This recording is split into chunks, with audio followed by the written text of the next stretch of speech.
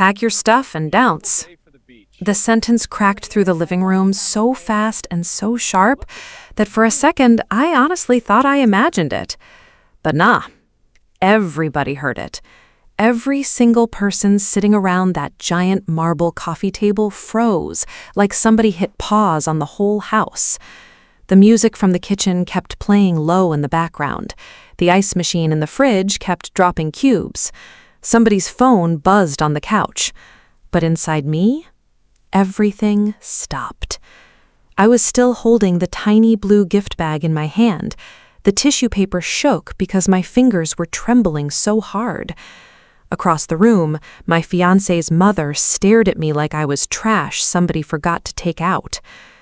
"You heard me," she said colder this time. "Get out of this house." Nobody defended me. Not her husband, not her daughters, not even Marcus. Especially not Marcus. And that right there, that hurt worse than the words. Because 10 minutes earlier, I was standing in that same house, believing I was about to become part of their family forever. Crazy how fast life flips. One minute you're laughing, next minute you're standing in heels you can barely feel anymore, while people who hugged you yesterday suddenly look at you like a stranger. I slowly looked down at the small velvet box sitting inside the gift bag, the engagement watch I spent 3 months saving for. Marcus had always wanted it, said it made him feel like he finally made it. I swallowed hard. "What did I even do?" I asked quietly. My voice sounded small, too small. Marcus finally looked at me then, not the way he used to, not warm, not safe, distant, like he already decided something about me before I got the chance to speak. "You should have told me the truth," he said. The room went silent again. My eyebrows pulled together. What truth? His younger sister scoffed under her breath. "Girl, stop acting innocent." I turned toward her slowly. "Excuse me?" Marcus reached into his hoodie pocket, pulled out an envelope. Thick, folded, official. Then he tossed it on the table in front of me. "Open it." I stared at him, then at the envelope. Something cold started crawling up my spine. I set the gift bag down carefully. My hands felt numb as I picked up the papers. The second I saw the logo at the top, my stomach dropped. Financial background investigation. I blinked. Once. Twice. Then I kept reading. Debt records, old addresses, employment history, student loan information, credit issues. Everything. Every private struggle I had ever survived laid out on paper in front of his entire family like some courtroom exhibit. My chest tightened. "You ran a background check on me?" Marcus didn't answer immediately. That hesitation told me everything. "Before I married you, I needed to know who I was really dealing with." And just like that, my heart broke in complete silence. Because when somebody loves you, really loves you, they don't investigate you like a criminal. They talk to you. But that night, nobody wanted truth. They wanted proof that I didn't belong. And the wildest part? They thought they found it. 3 hours earlier, I was standing in my apartment deciding between silver heels and black heels. That's how normal my life still was. That's how clueless I still was. Rain tapped softly against the windows while my best friend Naomi sat cross-legged on my bed eating hot fries straight from the bag. "Girl," she said with her mouth full, "if this man doesn't propose tonight after all this family drama, I'm stealing the crab cakes and leaving." I laughed. "You're so embarrassing." "Nah, I'm serious. His mom suddenly planning a fancy dinner, everybody dressing up, that screams proposal energy." I smiled despite myself. Maybe she was right.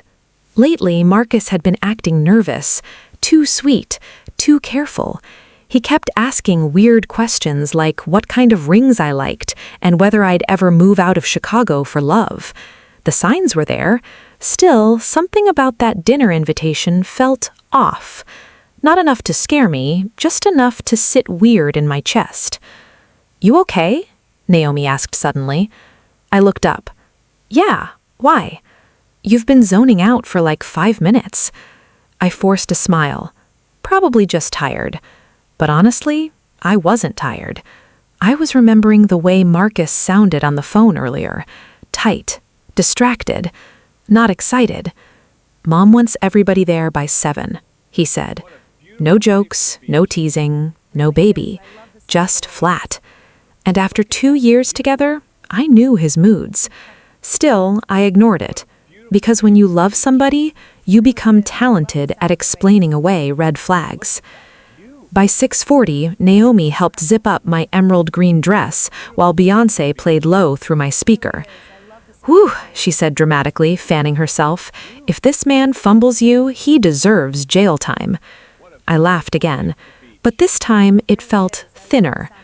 I checked my reflection, hair curled, makeup soft, gold hoops. I looked happy. Crazy thing is, I actually was. Back then, I still believed love could protect you from humiliation. I still believed if somebody held your heart long enough, they'd know how fragile it was. I still believed Marcus trusted me. The closer I got to his parents' neighborhood, the tighter my chest became. Every car was already there. His aunt's Lexus, his cousins, his brothers, even Uncle Dre who lived 2 hours away. My stomach twisted. "Dang," I whispered to myself. "This really is a whole event." I parked slowly. Rain drizzled against the windshield. For some reason, I suddenly didn't want to go inside. You ever get that feeling? Like your spirit notices danger before your mind catches up? That. I sat there another 10 seconds, then grabbed the gift bag and forced myself out the car. The second I walked up the steps, the front door opened. Marcus's mother, Evelyn, stood there. Perfect hair, pearl earrings, cold eyes. She didn't smile, not even a fake one. "Come in," she said. No hug, no compliment, no warmth. Just come in. That was the moment my anxiety officially woke up. The air inside the house felt heavy, like everybody had been waiting. Conversation stopped the second I entered. I looked around slowly. Nobody was eating, nobody was laughing. Everybody was sitting in the living room staring directly at me. My heartbeat started slamming against my ribs. Marcus stood near the fireplace, hands in pockets, jaw tight. He didn't walk over, didn't kiss me, didn't say hi. And suddenly, I knew. I didn't know what, but I knew something bad was about to happen. "Sit down," Evelyn said. I stayed standing. "Marcus?" He finally looked at me fully. And God, I had never seen his eyes look so uncertain. That scared me more than anger would have, because angry people still care. Detached people? They already left emotionally. He walked slowly toward me, pulled the envelope from his pocket, then everything happened exactly the way nightmares happen. Too fast, and somehow too slow at the same time. "You lied to me," he said quietly. I stared at him. "About what?" "About your past." The room stayed dead silent. My confusion deepened. "What are you talking about?" His cousin folded his arms. "Bro, just tell her already." Marcus rubbed his forehead, like this conversation exhausted him. That hurt, because I hadn't even spoken yet. "Why didn't you tell me about the bankruptcy?" My breath caught. Oh, that. The thing I survived 3 years ago after my father got sick. The thing I spent years rebuilding from. The thing I was ashamed of but healing from. That. I blinked slowly. "You investigated my finances?" He replied, "I had to protect myself." Protect. That word sliced clean through me. Like loving me suddenly made him unsafe. I whispered, "You could have asked me." Would you have told me? I opened my mouth, then stopped. Because honestly, eventually yes, but maybe not yet. Not because I was dishonest, because I was embarrassed. And there's a difference. But nobody in that room cared about the difference. Evelyn crossed her arms. A woman who hides financial problems before marriage is dangerous. Dangerous. I almost laughed. Not because it was funny, because the cruelty was so casual. I said carefully, "My father was dying. I buried myself in debt helping him stay alive." Silence. Not sympathy, just silence. Marcus looked away. And that's when something inside me cracked. Because if the man who loves you can hear your pain and still look unconvinced, that changes everything. I said softly, "You know what the crazy part is?" Everybody looked at me. "I would have told you eventually." Marcus frowned. Eventually? Yeah, eventually. When I felt safe enough. Evelyn scoffed. Safe? I turned toward her. People don't open old wounds in rooms where they feel judged. That landed. Not hard, but enough. Still, Marcus stayed quiet, and his silence became louder than everybody else's accusations. I looked at him carefully. "Did you really think I was using you for money?" He hesitated. That hesitation destroyed me more than any answer could have, because love should know you faster than doubt does, and his doubt got there first. His sister leaned forward.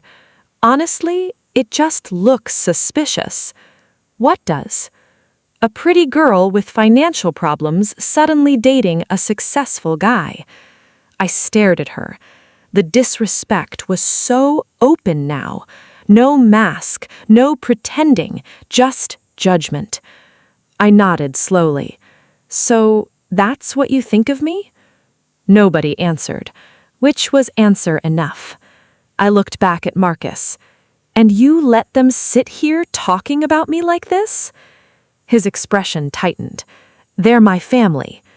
And I was supposed to become your wife." Silence again. God, that silence. I swear silence can bruise harder than screaming. Evelyn stepped closer.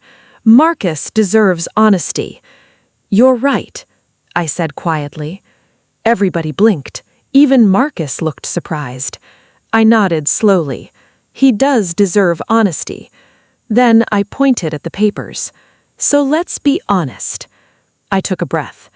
"Yes, I went bankrupt at 26. Nobody moved. Because my father had stage 4 cancer.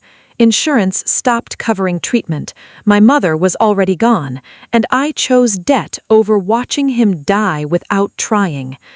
The room got quieter somehow.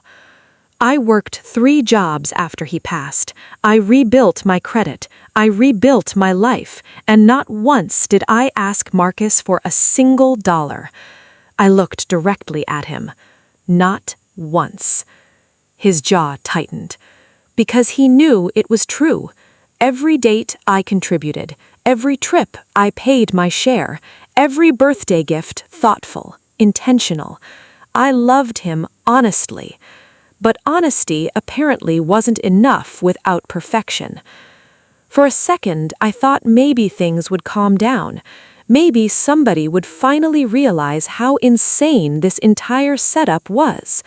Then Evelyn said, "That still doesn't explain why you hid it." And just like that, all the softness disappeared again. I looked at her for a long moment. Then something inside me settled. Clarity. Cold, sharp, necessary. I said quietly, "You know what? You're right." Marcus blinked. "What?" "I should have told you sooner."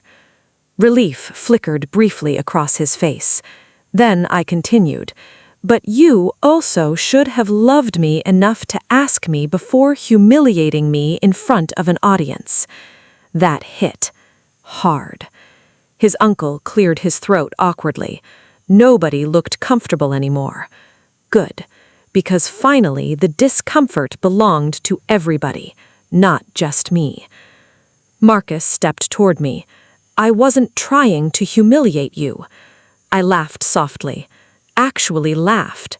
Not happy, not amused. Broken. Marcus, I whispered, your whole family is sitting here watching my financial history like it's a Netflix documentary. His face fell slightly, because now he could hear it, what this actually looked like, what it actually felt like. Too late. Way too late. I picked up the gift bag slowly. Evelyn frowned. Where are you going? I looked at her calmly. Home. Marcus stared. So that's it? I swallowed the lump in my throat. You tell me. You're the one who decided trust needed paperwork. And for the first time all night, he looked scared. Real scared. Like maybe he finally understood what he was about to lose. But before either of us could speak again, his phone rang. He glanced down, then frowned. An unknown number. He almost ignored it. Something made him answer. Hello? The room stayed silent. We all watched his expression change. Confusion, then surprise, then complete shock. Wait, what? Everybody straightened. Marcus looked at the papers, then at me. Are you serious right now?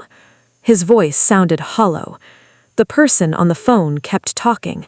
Marcus slowly lowered himself onto the couch like his legs suddenly stopped working. There's been a mistake, he whispered. Every nerve in my body tightened. What mistake? He looked up at me, pale, stunned. Then he said the words that changed the entire night. The report wasn't mine. Nobody breathed. Not metaphorically. Actually. The room froze so completely I could hear rain tapping the windows upstairs. Marcus stared at the phone like it personally betrayed him. What do you mean it wasn't yours? Evelyn snapped. The voice on the other end kept speaking. Marcus rubbed his face hard. Okay, send me everything. Then he hung up. Silence. The kind that crawls under your skin. I stood there clutching the gift bag so tightly my fingers hurt. Marcus, I said carefully, what are you talking about? He looked at me slowly, ashamed already, and honestly, that almost made it worse. The investigator mixed up files, he said quietly. Nobody reacted, probably because none of us fully processed it yet. What? Karen asked. Marcus swallowed. Apparently, another woman with the same last name got attached to the wrong file. He looked sick saying it. My investigator just called after double-checking Social Security records. I didn't speak. Couldn't, because my body was still catching up to the humiliation. All of this, all of it, based on somebody else's life. His cousin muttered, "Ain't no way." But oh, there absolutely was a way, because people are always ready to believe the worst once suspicion enters the room. Facts become optional after that.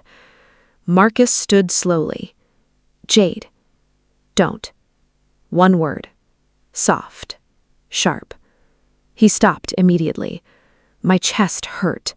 Not dramatic movie hurt. Real hurt. The kind that makes breathing feel exhausting. You didn't even check, I whispered. His eyes closed briefly. I thought. That's the problem. You thought. You assumed. You judged. Nobody moved. I looked around the room slowly, at every face. These people had looked at me like I was a gold digger, a liar, a manipulator, and they did it easily. Too easily. That part mattered. Evelyn cleared her throat. Well, If there was a misunderstanding, I turned toward her so fast she stopped talking. A misunderstanding? My voice stayed calm, almost too calm. You told me to get out of your house. Her expression tightened. I was protecting my son. From what? A woman who loved him? That landed somewhere deep, because now everybody could finally see what this really was. Not caution, control. Marcus stepped closer again. I messed up. I laughed softly through tears. You think? God, I hated how broken my voice sounded. I hated that these people got to see me hurt. But mostly, I hated that Marcus caused it. The same man who used to kiss my forehead while I slept. The same man who called me my peace. Funny how quickly people can turn you into a threat once fear enters the picture. Why didn't you just ask me? I whispered. Marcus looked wrecked now. Because I got scared. There it was. The truth. Not logic, not evidence. Fear. Raw, ugly fear. My dad lost everything after marrying my mom. She hid debt from him for years. I watched what that did to our family. I blinked. That was the first honest thing anybody said all night. Not accusation, not judgment. Pain. Real pain. And suddenly I understood something important. Hurt people don't always become kinder. Sometimes they become suspicious. Still, understanding somebody's fear doesn't erase what they do because of it. I looked at him carefully. Your trauma is not permission to destroy my dignity. The room went dead silent again. Marcus nodded slowly. You're right. And somehow that hurt even more. Because if he argued, I could stay angry. But guilt? Regret? Those things make forgiveness complicated. I should have left then, probably. But emotions are messy. Love is messy. And heartbreak rarely moves in straight lines. So instead, I sat down. Nobody expected that. Marcus looked surprised. Why are you staying? Karen asked cautiously. I looked at her. Because I'm tired of being discussed like I'm not in the room. That shut everybody up. Good. For the next hour, things got honest. Painfully honest. Marcus admitted he hired the investigator after his coworker made some slick little comment about women dating men for security. Evelyn admitted she never fully trusted me because I grew up poor. That one sat heavy. Not because it shocked me, because deep down, I always knew. There are people who smile at you while secretly measuring your worth against your zip code. And once they decide where you belong, everything you do gets filtered through that judgment. I worked for everything I have, I said quietly. Evelyn nodded stiffly. Nobody said you didn't. No, I replied. You just assumed I wanted Marcus's money more than I wanted Marcus. Her eyes dropped. That silence was confession. Around midnight, people finally started leaving. No laughter, no music, no family warmth, just discomfort. Heavy, uncomfortable truth sitting everywhere. Marcus walked me to my car. Rain still drizzled lightly. Streetlights reflected against the wet pavement. For a second, neither of us spoke. Then, finally, he whispered, I'm sorry. I stared ahead. You already said that. I know. And it still doesn't fix anything. He nodded. The thing about broken trust, it's invisible, but you feel it everywhere. In the pauses, in the eye contact, in the way your chest no longer relaxes around somebody. Do you still love me? He asked quietly. That question almost destroyed me. Because yes, and I hated that the answer was yes. I looked at him slowly. Love isn't the problem anymore. His face fell. Then what is? I swallowed hard. Safety. That word sat between us, heavy. True. Because love without emotional safety eventually turns into anxiety, and anxiety cannot survive forever pretending to be peace. I drove home crying so hard I had to pull over twice. Not because of Evelyn, not Karen, not the family. Marcus. Always Marcus. Because strangers can humiliate you and you recover. But when humiliation comes from somebody whose voice your heart recognizes, that damage reaches deeper. Naomi opened my apartment door before I even knocked. One look on my face and her expression changed instantly. What happened? I burst into tears. Not cute movie tears. Ugly, shaking, can't breathe properly tears. She wrapped her arms around me immediately. Oh, baby. And that right there, that softness, that immediate instinct to protect me, that's what love is supposed to feel like. I told her everything, every detail, every word. By the end, Naomi looked ready to fight somebody. Nah, she snapped. Absolutely not. Ain't no way he lined you up in front of his whole family like some damn criminal. I sat curled under a blanket on the couch, exhausted. He was scared, I whispered. Naomi stared at me. Girl, stop defending men while actively bleeding because of them. I laughed through tears, because honestly, she had a point. For 3 days, Marcus called nonstop. Texts, voicemails, flowers. Nothing manipulative, nothing angry, just desperate. But I couldn't answer yet, because every time I looked at my phone, I remembered standing in that living room while everybody watched me fall apart. And the worst part? Marcus watched too. Day 4, there was a knock at my apartment. I opened the door expecting food delivery. Instead, Evelyn stood there, alone. I almost closed the door. Almost. But something stopped me. Maybe curiosity, maybe exhaustion.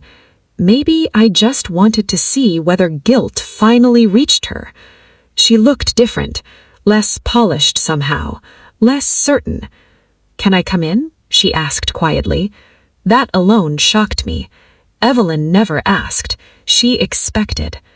We sat across from each other in awkward silence for almost a full minute. Then finally she said, Marcus hasn't slept. I blinked. Okay? She nodded slowly. That's not why I'm here. Good, because guilt about his suffering wasn't about to erase mine. Evelyn looked around my apartment, small, warm, simple. Then she sighed. I judged you before I knew you. There it was. Not dramatic, not emotional, but real. I stayed quiet. I grew up with nothing, she admitted softly. Spent my whole life terrified somebody would take advantage of my son once he became successful. I studied her carefully. Fear, again. Everybody in this story was acting from fear. Funny how fear dresses itself up as logic. You know what hurts? I asked. She looked at me. I spent 2 years trying to prove I belonged in your family. Her eyes lowered. And the second something suspicious appeared, everybody believed the worst version of me immediately. Silence, because she knew it was true. You love him, Evelyn said quietly. I laughed once, tired. Unfortunately. That almost made her smile. Almost. Then she said something I never expected. He gets his fear from me. I blinked. What? She folded her hands slowly. Marcus wasn't born suspicious. I taught him to expect betrayal before trust. That hit hard, because suddenly the whole family dynamic made sense. Not healthy, not right, but understandable. I don't know if I can marry somebody who needed an investigation to believe in me, I admitted quietly. Evelyn nodded. That's fair. Another shock. No defensiveness, no manipulation. Just honesty. Then she added softly, "But I think losing you would destroy him." I looked away quickly because my eyes burned again. And honestly, that wasn't victory. It was tragedy. Because love shouldn't have to survive humiliation to prove itself. That night, Marcus sent one final text. Not begging, not dramatic, just, "I understand if you never trust me the same again, but if there's even a small chance to rebuild this, I'll spend the rest of my life earning it." I stared at the screen for a long time. Then finally, I replied, "Come tomorrow." No promises. Marcus showed up exactly at noon. No flowers, no gifts, no giant speech. Just honesty sitting heavy in his eyes. And weirdly, that mattered more. He looked exhausted, like guilt had been chewing on him for days. Good. Not because I wanted him miserable, because accountability should feel uncomfortable. I opened the door slowly. For a second, neither of us spoke. Then he whispered, "Hey." God, the familiarity in that one word almost broke me, because heartbreak gets confusing when the person hurting you still feels like home. We sat at opposite ends of the couch, distance everywhere. Marcus rubbed his hands together nervously. "I rehearsed this conversation like 50 times, he admitted. And every version sounded selfish. That honesty caught me off guard. He looked down. "I think part of me wanted proof you'd disappoint me before marriage because I was terrified of being blindsided later." I stayed quiet, listening, really listening, because pain doesn't excuse behavior, but understanding behavior helps you decide whether healing is possible. When my dad found out about my mom's debt, our whole life collapsed. Evictions, fighting, collection calls. I watched him turn into somebody angry all the time. His jaw tightened. I promised myself I'd never end up in a relationship where somebody hid things from me. I nodded slowly. "So instead, you created one where fear mattered more than trust." He closed his eyes briefly. "Yeah. No defense, no excuses. Just truth. And truth sounds different from manipulation. You can feel it." "Why your family, though? Why involve everybody?" Shame flooded his face instantly. "Because I panicked." He exhaled hard. "My mom convinced me confrontation would expose the truth faster if other people were there." I stared at him. "You realize how humiliating that was for me, right? Every second since it happened." And honestly, he looked like he meant it. We talked for hours. Not magically, not perfectly.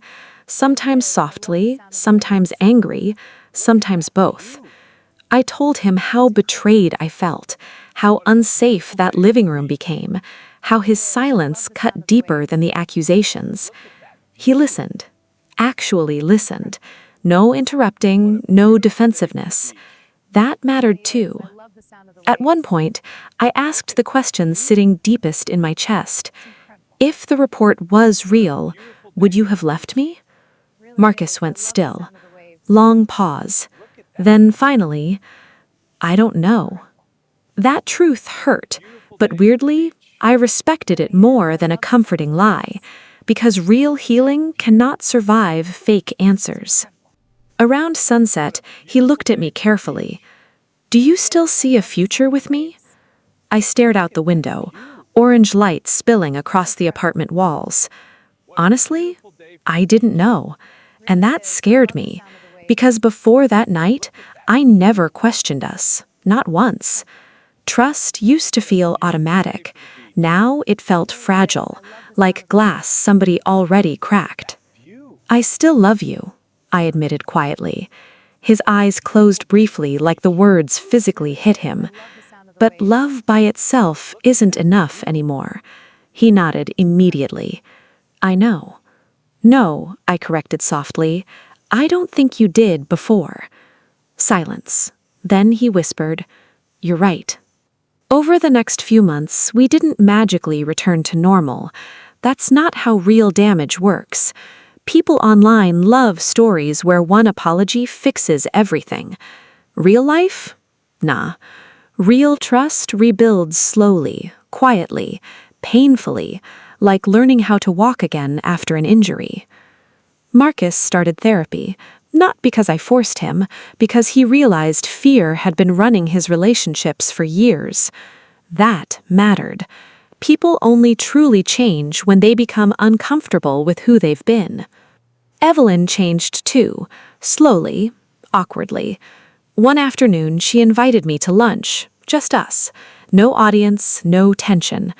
Halfway through the meal, she looked at me over her coffee and said, You know, I spent so much time testing whether you were good enough for my son that I never stopped to ask whether my son was good enough for you.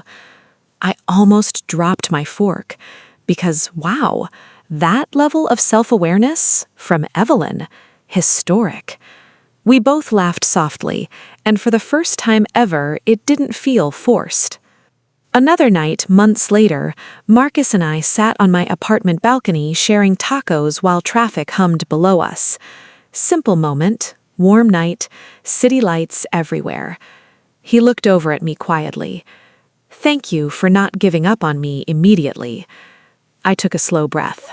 You came really close to losing me. I know. His voice cracked slightly.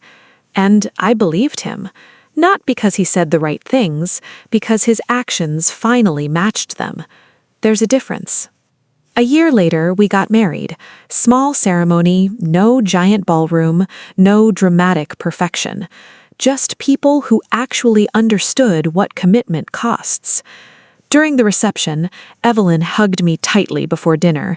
Then she whispered something in my ear I never forgot. Thank you for teaching our family the difference between suspicion and wisdom. I blinked fast because suddenly my eyes burned.